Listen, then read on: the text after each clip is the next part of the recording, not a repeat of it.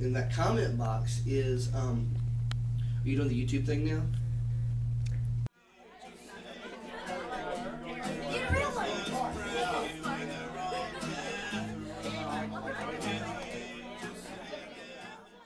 Hello guys and gals, my name is Chip Harbin, commonly known as Chipper. I am the pastor of the Victor Ministry in Statesville, North Carolina.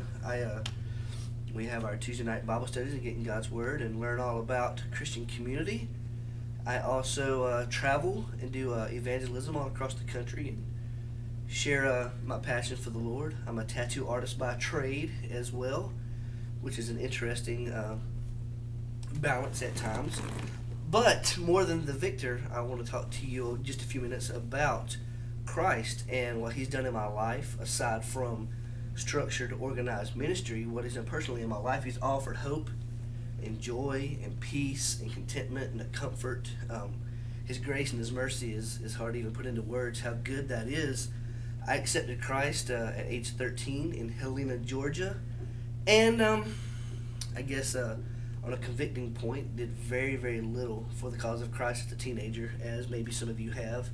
Some others that I've came in contact with, I'm sort of ashamed of that, I guess you'd say, that wasted time. But when I was 21 years old, I completely committed myself back to the Lord, and He sort of shook me up and challenged me to follow after Him in a service, and that's what I've done ever since. My life's passion, sort of that I mentioned earlier, is to share God's Word, see hurting people of all ages, of all colors, of all creeds and styles or whatever, and just show God's love and show the hope and the peace that living for the Lord offers. I try and do that in a way that's inviting and comforting. I don't understand really yelling at people about God's love. It didn't really make any sense. To me, God is beautiful. Serving Christ is vibrant, and it's what makes us alive, and I get the opportunity to do that on a daily basis.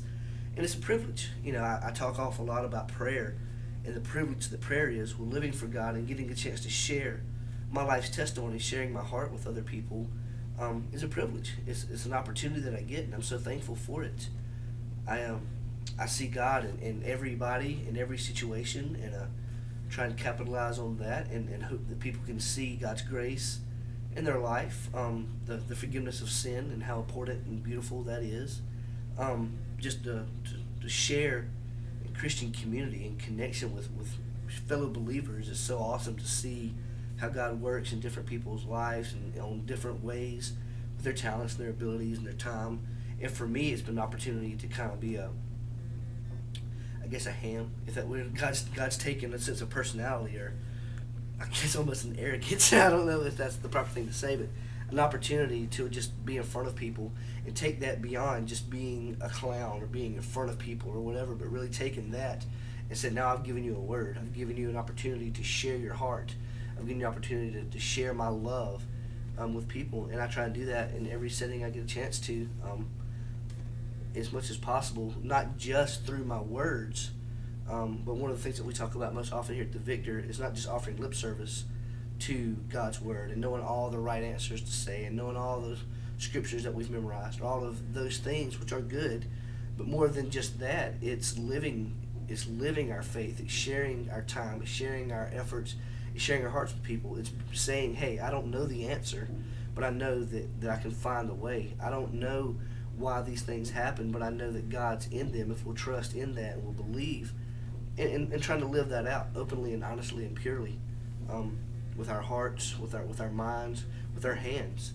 You know, it's important for us to see God in everybody and everything. And once we do that, I truly believe that the light switch clicks on, and we no longer see that person as someone who's so different from us that we don't have anything in common with them, but we see them as Jesus. You know, we start seeing people not as dirty and filthy sinners, which is true for all of us, but we see them as a person that Christ loves, same as He loves us. You know, He died on the cross for them just like He died on the cross for us. And this is an opportunity for us to embrace them in a true Christian sense. I believe that my faith is that relationship, not a religion, and it's an opportunity for me to embrace that relationship more and more and grow each and every day. And that's what I'm about. Our ministry is based in Christian community and helping others and connecting with others. My life is, I try and live it as an open book, showing that God's love is real. And I think that He'll speak to your heart if you allow to see that grace and that mercy.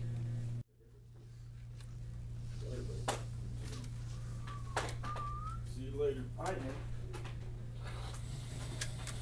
Set it. How do you want to do that? It's a Christian statement without being tacky. Well, maybe it's tacky. I don't know. But it's a reminder that I've been freed from the bondage of sin. You know, that I'm no longer a prisoner to that. It's a, you know, I guess it's an example of that. It's a reminder.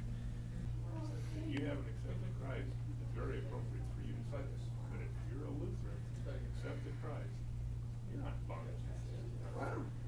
That's bold. That's There's it. there's a shift for you. Yeah. I've never thought of those words. Every time I said it, I'm like, yeah, I mean, we're all sinners. Well, he said, I like his better. I ain't saying it anymore. Cool, man. I appreciate you guys coming out. Yeah. Let me go out to it. Thank you. See you, Chip. You know. Goodbye.